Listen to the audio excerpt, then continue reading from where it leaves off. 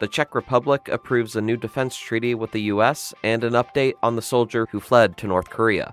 All of that and more today, August 17th, 2023.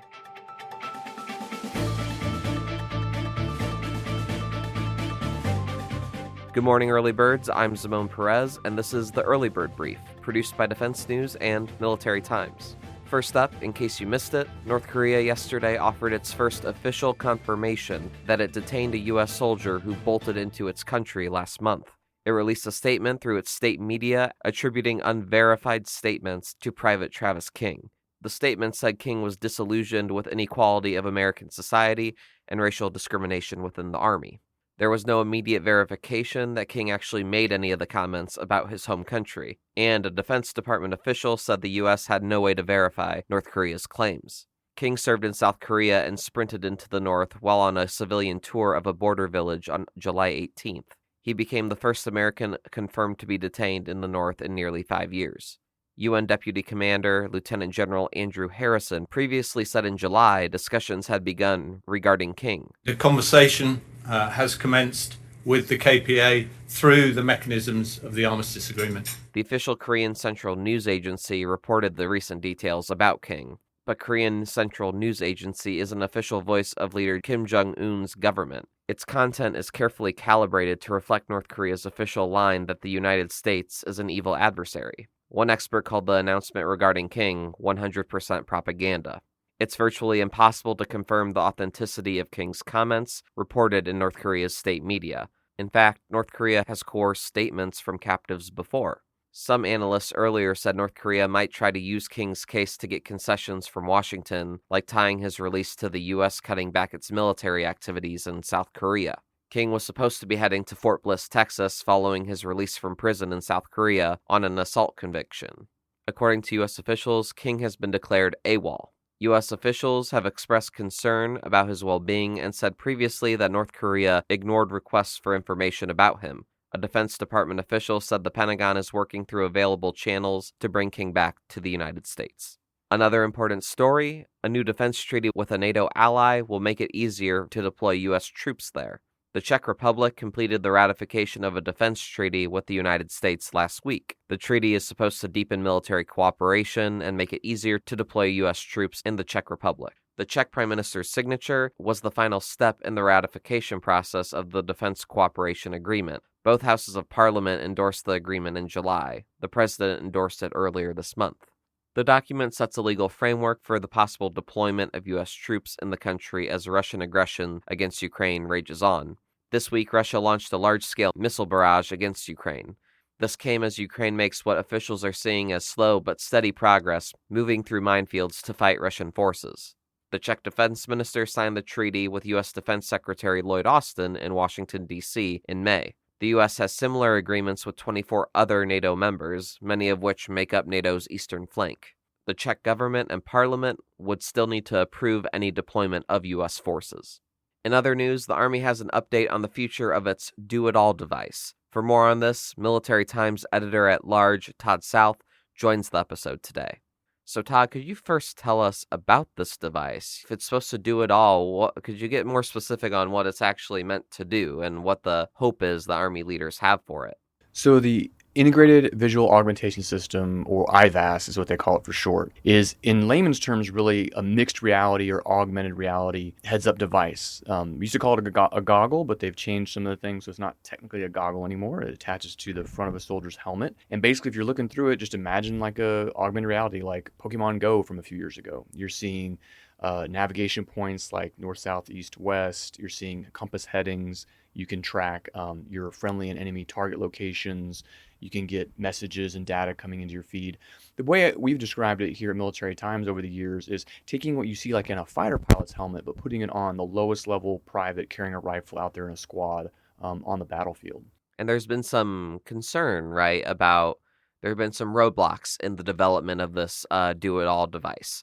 Could you kind of describe what those are for us? So the device really kind of became a public discussion point after a series of technologies came together around 2018. And in 2018, the Army announced the program pretty much publicly. And at that time, they were having a pretty ambitious fielding date. And by fielding, we don't mean necessarily out there in combat zones, but in units being trained with definitely like locally in the continental United States. That was going to be around 23-24 timeframe. And early on, there was funding and push and support from very high level up and channels to fund this program, to get this device developed, to converge all these technologies, night vision, augmented reality, all the above. And in steps and stages, they worked through that. However, they hit some technology difficulties. Basically, they're trying to bridge the gap from 70 years of analog night vision technology and also add in augmented reality, which requires a digital interface, something that's never been done before. Their ambitious timeline was a little too ambitious. Basically, there was some distortion and warping of the display. There were complaints of nausea, much like you see in a lot of virtual reality devices from soldiers. There were issues with moisture in the device and wet weather, climate, or environments that could disable it. And so that kind of hit a speed bump, pushing out to 2024 for sure for any kind of fielding. And then later on, another delay with congressional oversight and some investigative reports holding back funding to see more operational progress has delayed it again until fiscal year 2025 now. So that's essentially the timeline. They've pushed it out about 2 years. They've had a couple delays and a couple inspectors general audits and some congressional inquiry. Now, the device is tracking along on a lot of technology points. It's just a matter of they're spending quite a bit on this program. They've procured, in terms of funding, 5,000 devices of the 1.0 version and 5,000 of the 1.1 for testing and development. And they're already pushing forward on the 1.2 device, which we're going to talk about shortly. That's a lot of money behind this program. They're estimating about $22 billion. And for individual soldiers at the infantry level, that's unprecedented amounts of money. It's not a vehicle program. It's not a stealth bomber. It's not a new ship. $22 billion is a lot of money, but the argument is that it'll have an outsized impact across the forces, especially the infantry, which bears the brunt of most casualties and deaths in any kind of combat situation.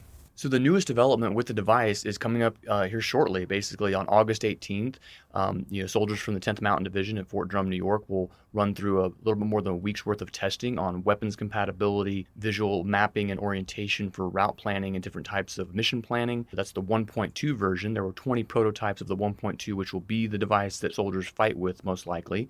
Those were delivered in July. Those are going to those soldiers at 10th Mountain here in mid-August, and then they'll have an evaluation period after that to see what they learned, what they need to change as they continue to work with the technology and develop this device. Thanks, Todd. If you liked our conversation today, please like and rate us wherever you get your podcasts. Also on the radar for today, the Veterans Health Administration this month topped 400,000 employees for the first time. Staffing levels have been pushed higher by months of aggressive hiring practices by federal officials, and agency leaders say they aren't finished yet. The VA announced its hiring goal in late 2022. That is to reach 52,000 external hires for the fiscal year that ends at the end of September. Health leaders have already brought on more than 48,000 individuals so far. That includes more than 27,000 new hires in high-demand occupations. That includes physicians, nurses, medical support assistants, and housekeeping staff. Here's why it matters. Those new employees have grown the agency to its highest staffing level ever. But that isn't because of the new hires alone. The agency also credits the stronger-than-expected retention of its existing workforce. The agency is the largest within the Department of Veterans Affairs. But you might ask what's fueling the need for the agency's growth. Well, at least part of it stems from the promise to address Comprehensive Toxics Act, better known as the PACT Act. That bill was signed into law 1 year ago. Provisions in the sweeping military toxic exposure benefits legislation have allowed more than 100,000 new veterans to sign up for VA medical care in the last year alone. Department officials projected more than 7.4 million in-house patient visits next fiscal year and nearly 140 million outpatient appointments. Both of those are up about 1% from fiscal 2023 levels. In case you are curious, congressional appropriators have backed preliminary plans for a $320 billion budget for VA in fiscal 2024. That would be the largest ever. And now, here's some other stories that we're hearing chirps about. China's defense ministry said Chinese and Indian military commanders pledged to, quote, maintain the peace and tranquility along their disputed border. The move is an apparent effort by the sides to stabilize the situation after a rise in tensions. The Denver Post reported that the Army recently deployed an explosives demolition team and destroyed a World War II-era landmine. A hiker found the device in the White River National Forest near Camp Hale in Colorado. Nigerians are preparing for a possible invasion by neighboring countries. It has been 3 weeks since mutinous soldiers ousted the nation's democratically elected president. Residents in the country's capital are calling for mass recruitment of volunteers to assist the army in the face of the growing threat by a group of West African countries known as ECOWAS. That bloc says it will use military force if the junta doesn't reinstate the deposed president. It has activated a, quote, standby force to restore order in Niger after a junta ignored a deadline to release and reinstate the president. And a study recently published by the scientific journal BMC Public Health found obesity among U.S. soldiers swelled to almost 25% during the pandemic. And on this day in history, in 1943, General George Patton and his troops arrived in Messina, Italy, completing the Allied conquest of Sicily.